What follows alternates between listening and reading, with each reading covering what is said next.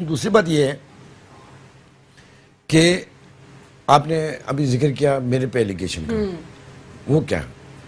Sir आपके ऊपर allegation, वो 1 to 1 स्टार्ट करें? हाँ करें करें। ठीक है, उस पे एलिगेशन में जो सबसे पहला एलिगेशन वो ये आता है कि जो पाकिस्तान पीपल्स पार्टी के उस वक्त के वजीर आजम थे जो गिलानी साहब, उन्होंने जो है पहले फैसिलिटेट किया जो भायला ब्रदर्स हैं उनको बेल वगैरह में, फिर उसके बाद आपने उनके ऊपर प्रेशर डाला और आपने उनको बोला कि दूर हो जाएं आप इस केस से। तो क्या ऐसा हुआ था वाकई या नहीं हुआ था? क्योंकि यहाँ पे इस JIT में सिंपली ये लिखा हुआ इन्फ्लुएंशियल मिनिस्टर ऑफ MQM, तो उस वक्त इन्फ्लुएंशियल सबसे ज़्यादा इन्फ्लुएंस आप ही का था MQM में, आपसे ज़्यादा कोई इन्फ्लुएंशियल नहीं था, तो ये आप ही की बात हो रही है।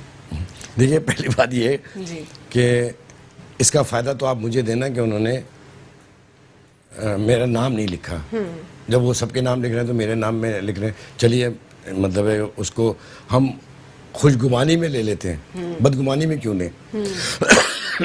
मैं क्या कर सकता था, वजीर आजम जैसा भी आपने बताया जी कि वजीर आजम मालिकान को फैसिलिटेट कर रहे थे, जी मुल्क का वजीर आजम, जी सूबाई वजीर वो भी MQM का, और पीस पार्टी का वजीर आला, जी ये पूरे एक पेज पे है। जी तो फिर मैंने इसमें क्या किया, मैंने क्या फैसिलिटेट करना था?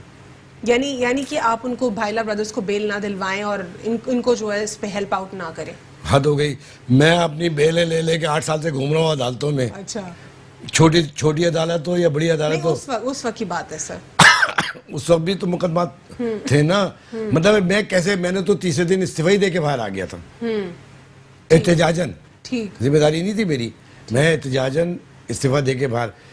मैं आपको उसकी तस्हीह कर देता हूँ। उसमें एक जगह ये लिखा हुआ है कि इन्फ्लुएंस करके वो, और वो भी JIT में एक मुलजिम का बयान है कि रऊफ सिद्दीकी ने इन्फ्लुएंस करके FIR दर्ज करवाई है।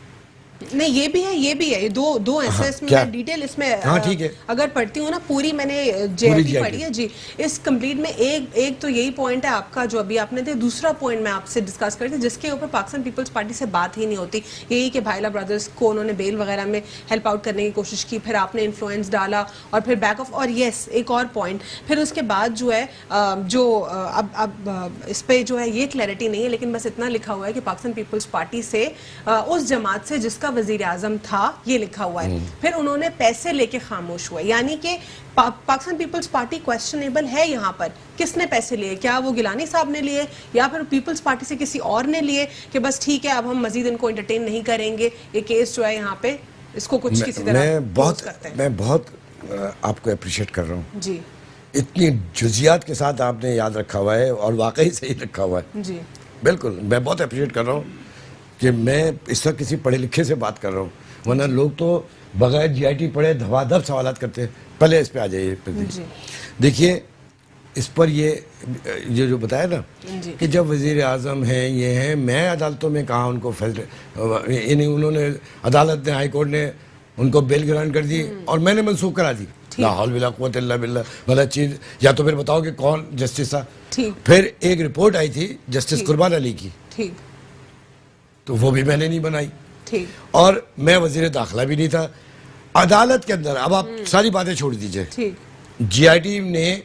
JIT बनाई ना, मुझ पर तो वर्त इसलिए करना चाहिए ना कि JIT ने मुलजिम बनाया और मुलजिम और उसकी बुनियाद पे चालान बना, ठीक, चालान बनाया जाए जी।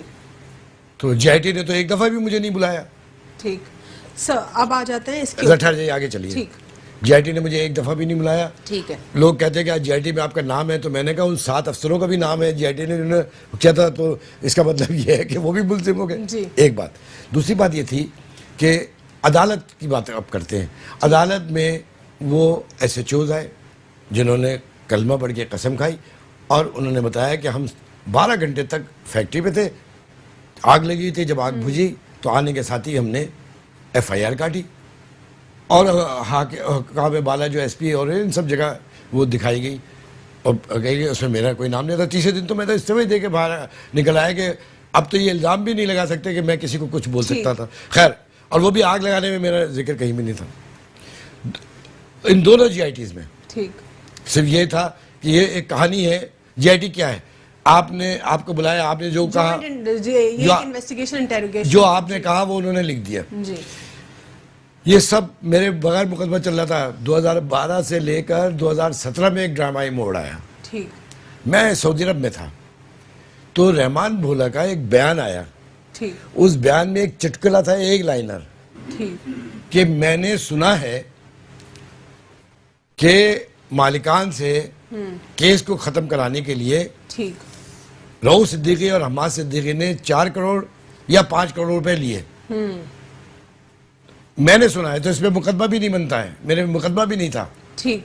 लेकिन ये मेरे लिए बड़ा टची था कि मेरे दौर में ये सारी चीज़ें, तो मैं चाहता तो मैंने रजाकारा तौर पे अदालत में पहुंच गया सऊदी अरब से आके कि ये चुटकुला जो आया है, जिसको उसने तरदीद भी कर दी कि मैंने नहीं कहा ये। ठीक।